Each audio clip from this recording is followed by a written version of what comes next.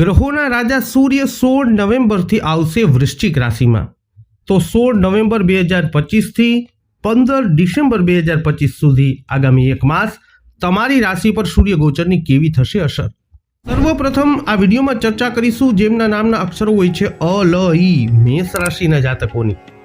મેષ રાશિના લોકો માટે સૂર્ય 5મા ભાવના સ્વામી છે અને તમારા 8મા ભાવમાં હવે ગોચર કરવાના છે, જે દીર્ઘાયુષ્ય, અચાનક ઘટનાઓ અને રહસ્યનું સ્થાન છે. વૈદિક જ્યોતિષ કે અન્ય રહસ્યમય વિદ્યા શીખવા માંગતા લોકો માટે આ સમય અનુકૂળ છે. તેઓ શરૂઆત કરી શકે છે. સંશોધન ક્ષેત્રના લોકો પણ આ સમય દરમિયાન સકારાત્મક પરિણામો મળતા જોઈ શકશે, કારણ કે તમારા સંશોધનમાં સફળતા મળવાની શક્યતા વધશે. સૂર્યના વૃશ્ચિક રાશિ ગોચર દરમિયાન તમારે તમારા સ્વાસ્થ્યનું વધુ ધ્યાન રાખવાની જરૂરત પડશે, કારણ કે હૃદય અને હાડકા સંબંધિત સમસ્યાઓ તમને પરેશાન આ સમય અવધિમાં કરી શકે છે. તેથી તમને સલાહ છે કે તમે તમારા સ્વાસ્થ્યની અવગણના ન કરો અને તમારી જાતનું ખાસ ધ્યાન રાખો. એકંદરે મેષ રાશિના જાતકોને આ સમય દરમિયાન મિશ્ર પરિણામોનો અનુભવ થઈ શકે છે. હવે વાત કરીશું જેમના નામના અક્ષરો હોય છે બ વ ઉ, વૃષભ રાશિની. તો વૃષભ રાશિના જાતકો માટે સૂર્ય 4થા ભાવના સ્વામી છે અને તમારા 7મા ભાવમાં હવે ગોચર કરવાના છે, જે વૈવાહિક જીવન અને ભાગીદારીનો ભાવ ગણવામાં આવે છે. સૂર્યનું આ ગોચર તમારા વ્યાવસાયિક ભાગીદારો સાથેના તમારા સંબંધોને સુધારશે. પરિણામે તમારો વ્યવસાય ખીલશે. તે તમારા વ્યવસાયમાં કેટલીક નવી તકો પણ લાવશે. સૂર્ય આક્રમકતા અને અહંકારના ગ્રહ હોવાથી તમારા જીવનસાથી સાથેના સંબંધોમાં તમારા અહંકારને કારણે ઉતાર ચઢાવ આવી શકે છે. તમારે તેમની સાથે દલીલો પણ થઈ શકે છે. તેથી તમને સલાહ છે કે તમારા ગુસ્સા અને વાણી ઉપર નિયંત્રણ રાખો અને આ બાબતોનો ઉકેલ લાવવાનો પ્રયત્ન અવશ્ય કરો. સૂર્ય તમારા લગ્ન ભાવ ઉપર દ્રષ્ટિ કરી રહ્યા છે, તેથી આ સમય દરમિયાન તમારા સ્વાસ્થ્ય અને તંદુરસ્તી પર ધ્યાન કેન્દ્રિત કરવું એ જરૂરી છે. સંતુલિત આહાર લો અને સ્વસ્થ જીવનશૈલીને અવશ્ય અપનાવો. હવે વાત કરીશું જેમના નામના અક્ષરો હોય છે ક છ ઘ, મિથુન રાશિની.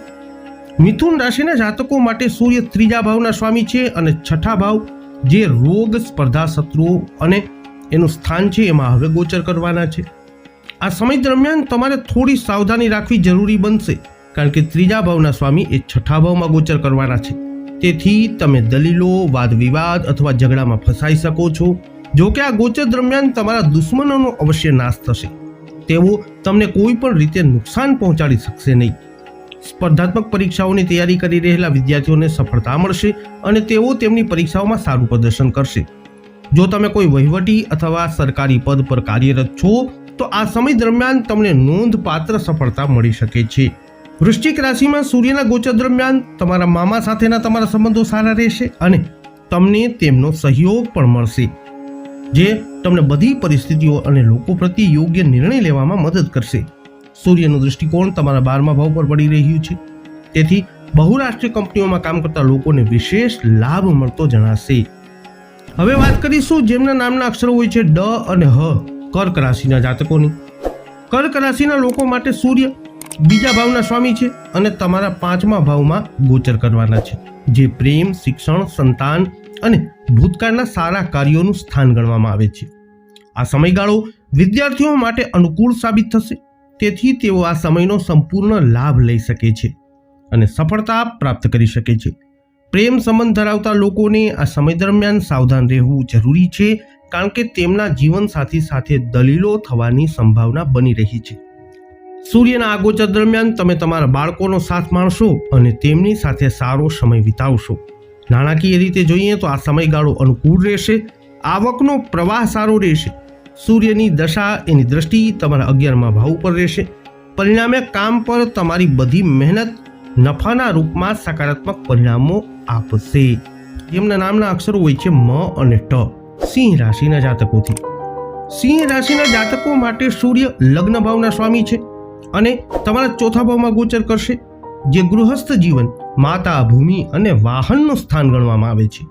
વૃશ્ચિક રાશિમાં સૂર્યનું ગોચર તમને ભૌતિક સુખ સુવિધાઓ અને ખુશીઓ આપશે. અભિનેતાઓ અને રાજકારણીઓ માટે આ સમય અનુકૂળ છે. સૂર્યનું દૃષ્ટિકોણ તમારા 10મા ભાવમાં હોવાથી મિલકત સંબંધિત વ્યવસાયોમાંથી નફો થવાની પૂર્ણ સંભાવના છે.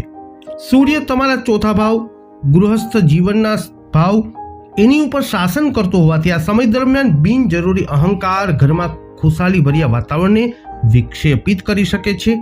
તમને શાંત રહેવા અને સુમેળ જાળવી રાખવું તમારા માટે જરૂરી છે. આ ગોચર દરમિયાન તમારી માતાનું સ્વાસ્થ્ય બગડી શકે છે, તેથી તેમના સ્વાસ્થ્યનું ધ્યાન રાખવું એ જરૂરી છે અને નિયમિત તપાસ કરવી એ પણ જરૂરી છે. હવે વાત કરીશું જેમના નામના અક્ષરો હોય છે પ, ઠ, હણ, કન્યા રાશિની. કન્યા રાશિના જાતકો માટે સૂર્ય 12મા ભાવના સ્વામી છે અને તમારા 3જા ભાવમાં ગોચર કરવાના છે, જે હિંમત, ભાઈ બહેનો અને મુસાફરીનું સ્થાન છે.